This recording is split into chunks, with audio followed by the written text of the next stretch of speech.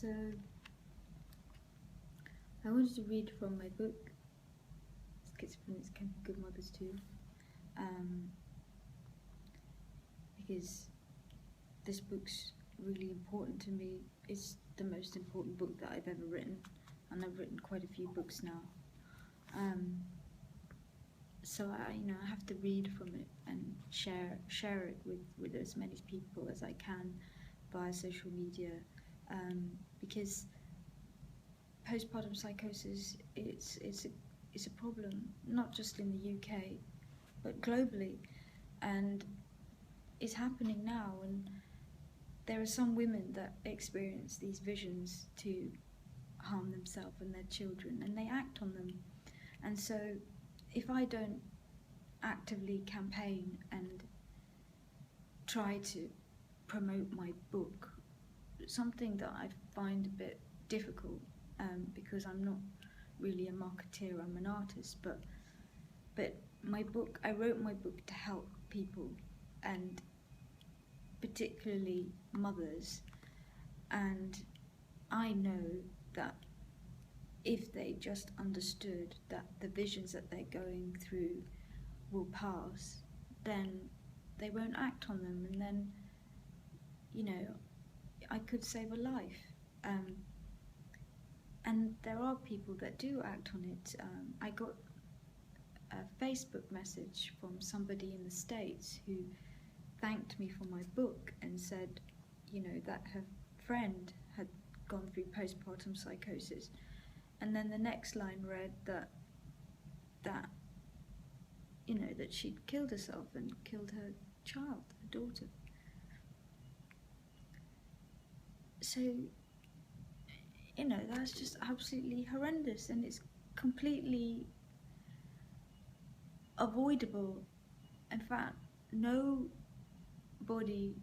should die as a result of going through psychosis. It's something that is completely preventable.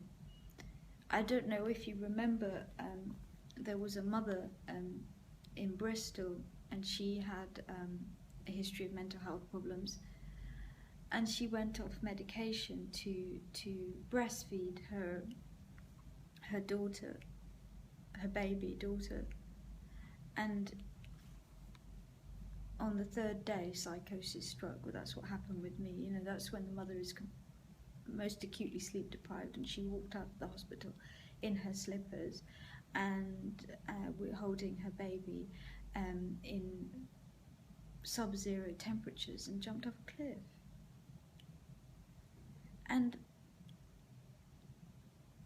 why the hell did that happen? I mean, it makes me angry. It shouldn't have happened. It just shouldn't have happened, because the doctor should have known that she had a history of mental health problems, and that she needed to be watched, and that most critically she needed to sleep, and that the midwives should have taken the baby, and they should have monitored her, and if she wanted to continue breastfeeding, they could have supported her and allowed her to express her milk.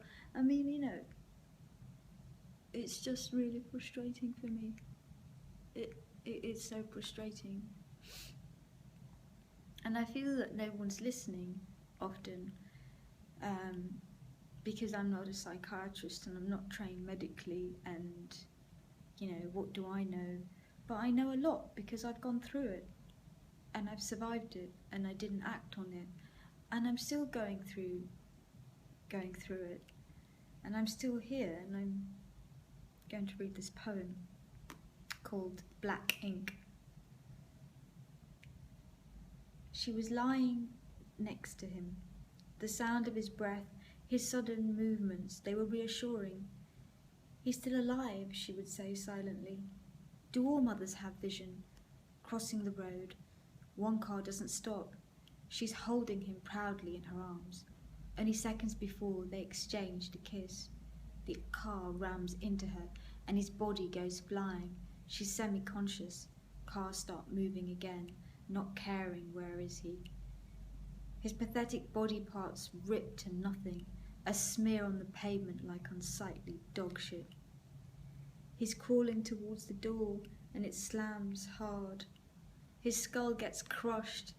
Was it the wind that slammed it, or was it her foot that kicked it like a small football? No, she gasps in the middle of the night. Stop it, she says, knowing there are more visions to come, sewn together in colours that appear graphically twisted. The other night she lay awake, unable to sleep like the past 7 months. He was sitting in the middle of the living room and she was throwing black ink on the cream sofa and the white walls. Then finally she stripped her son naked. He thought it was a game, laughing as the ink splattered on his very tiny body. He wanted to join in and reached for the large black puddle on the once ash wooden floor. He lifted his hand to his mouth to taste the delicious-looking ink. Then she dipped a large brush in the puddle, began to paint her baby in black.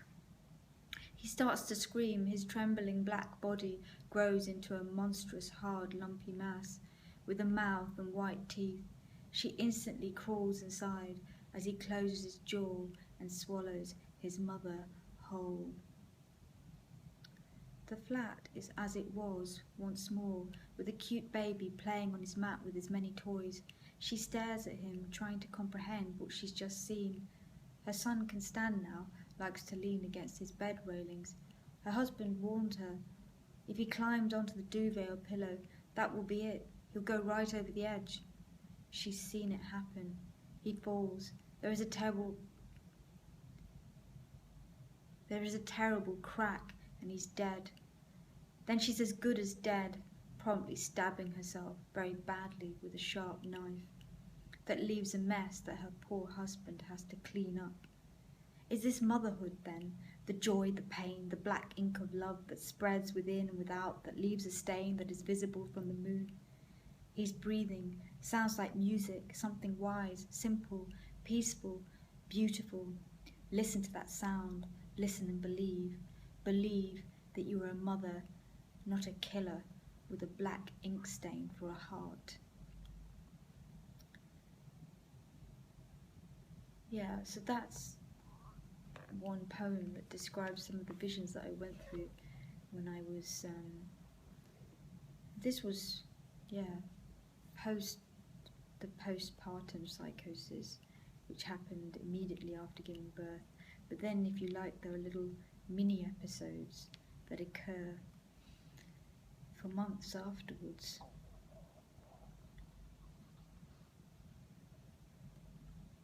But then, to counter all of this, I wrote, the sweet and innocent stories that I make up about my son on the moon, for example, counter the dark, often relenting visions, and make me believe that there are other universes in my mind that I can retreat to, that are safe, cozy, and friendly to inhabit. Writing these stories is just as soothing to me as it is to narrate them to my children.